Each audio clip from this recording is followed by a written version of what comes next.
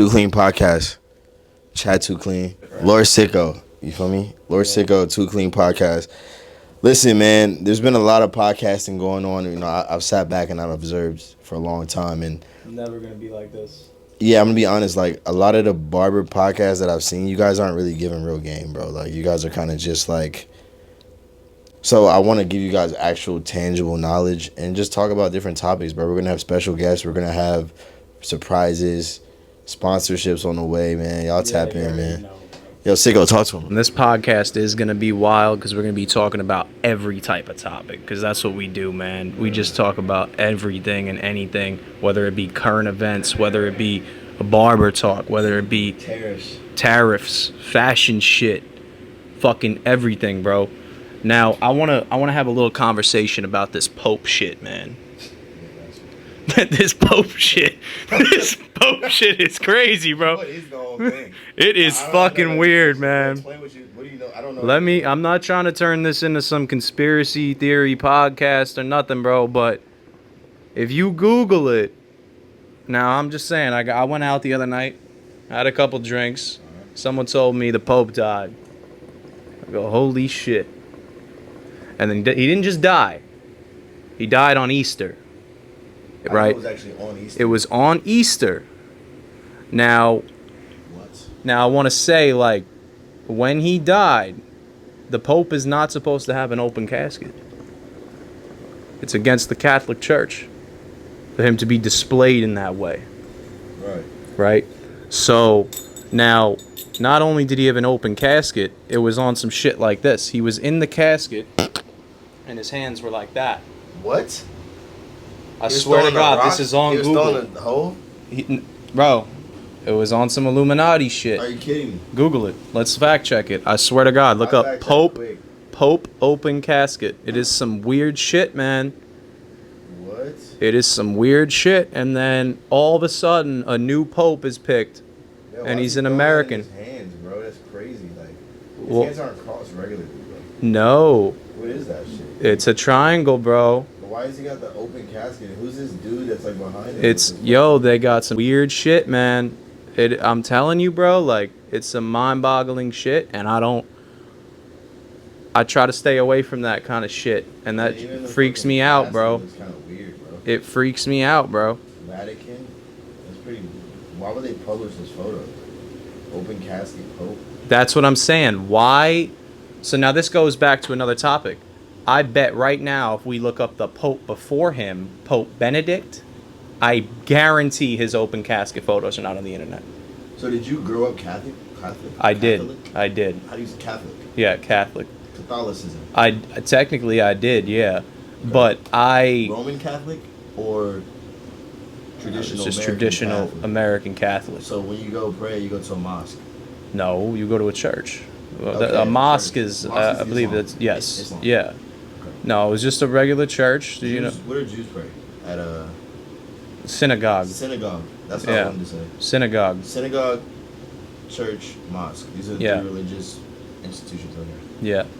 Now, I don't know. Like, I definitely believe in a higher power for sure. But, and I'm Christian at the end of the day. But when I see things like that, the Catholic Church that I was kind of steered away from, it freaks me out a little bit, man. The whole thing's weird. You ever go paintballing? I do occasionally, but I like to shoot on the range. I like to like paintball. Like I've done it. Bro, when I was a kid and I was doing that, I really felt like I was in war, man. But like, you have to feel like that as a man. As a man, absolutely. You have to be prepared for that. I was airing motherfuckers out on that field, bro. Left and right, just I think it's airing motherfuckers out. I think it's important because ultimately, right? There's like the cycle, right? What do they say? They say strong men make good times, right? Which leads to the good times making weak men, right? 100%. So then the weak men make hard ass times for everybody, and then the hard ass times make strong men. You know what the saddest thing in the world is, though? Just go around like that. You know what the saddest thing in the world is, though? Now that you bring that up, there's too many men in this world that are strong men that now become weak men. Men that are caught in the cycle. Men that just can't fucking lock in. That are stuck with this girl that's just treating them like shit. But ultimately, that's your own fault. Absolutely. If you're a weak dude, right? You don't did know not how to have the father figure. You didn't have one. But ultimately, a lot of dudes that are strong don't have their father either. So it's not to say that like you need to have your father, but it definitely gives you a leg up in the masculinity department. I strongly, and I'm thankful that my dad was in my life, because the certain bravado that I have as a man and the way that I move is because of my dad. I can clearly say that. Now that's something I love about my dad. See, now I grew up Gen Z kid with a boomer father. So now I got this whole other mindset. It's like a whole nother generation. I got that exactly. So I got this whole older. other. Your dad's older? Yeah. Like how much older? He's 69. So he had you when he was like in his 40s? I was adopted. That's a whole nother topic. Okay. Yeah, I was adopted. Now, actually, the fact that I was adopted made me who I am today, because they gave me the freedom to do whatever the fuck I wanted, man. My parents are very different than me, but they always supported me in that aspect. Bro. That's so fire. They never stopped me from doing what I want to do. They always fucking motivated me and shit. And that's why I'm very grateful to the parents I have. I think every man should work either construction or military in their At life. least for a little while. For a little bit, bro. Because like I work construction. Years. I work construction. And, yep. Like, on that construction site, bro, that's where you really test it as a man, bro. That's it's a different level. That's where you test. You think of the tunnel. You don't think of the people, the hard ass motherfuckers that built that shit. Right here. You know what I'm saying? So if you're in Norfolk, Virginia, and you drove through Midtown Tunnel from Portsmouth to Norfolk, your boy Too Clean laid that out.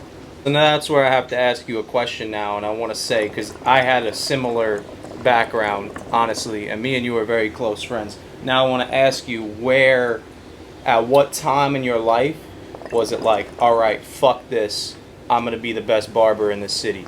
There's like a two-part answer to that, because the easy answer, like the cop-out answer would be like, since I started cutting hair, because like even though I was doing construction, I still had a passion and a vigor for being like the top barber. Like, it's funny how it works, you know? Like, with me, I didn't lose my job in construction. I fired my construction job. You know, like, I've never in my life been fired. Yeah, I fired them. Like, I decided I was done. I decided that I am more valuable than the amount of money that I'm paid to do the tasks that I do here for you guys. Did you watch I don't know if you watched any of that Joe Rogan podcast where it was about it was him and Elon Elon's doing that whole Doge shit right now, talking about where our money is going.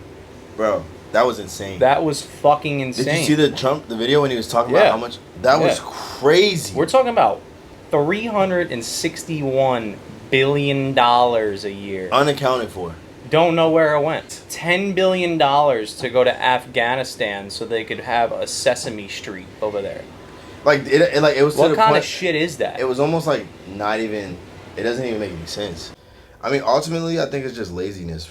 I think it's just complacency. I think there's a lot of entitlement. Like when you go to these other countries, bro. Like that's why like I'm very well traveled. I've been over like 15 different countries. Bro, when you can see like poverty at a different level, that's what I saw. It completely changes the way you see these dudes on the street out here. It's like insane. I hate to say it, but it's like you see these dudes, you're like, oh, it's really not that bad for you. Like no, like you're holding a sign. You could probably go figure it out. There's a lot of stores, but now that you walk past. That what you just brought up is a very good point, because I was in the slums of Manila, walking around. Manila, in the Philippines. Philippines. These people were like poor. It was bad, bro. It was bad, and you know what? They never were unhappy. And that's the part that I'm getting at. It's they like were all happy. Like family. America's gotten so classist. You know what it is, bro? It's you go to any city and you start driving, and what do you start to see?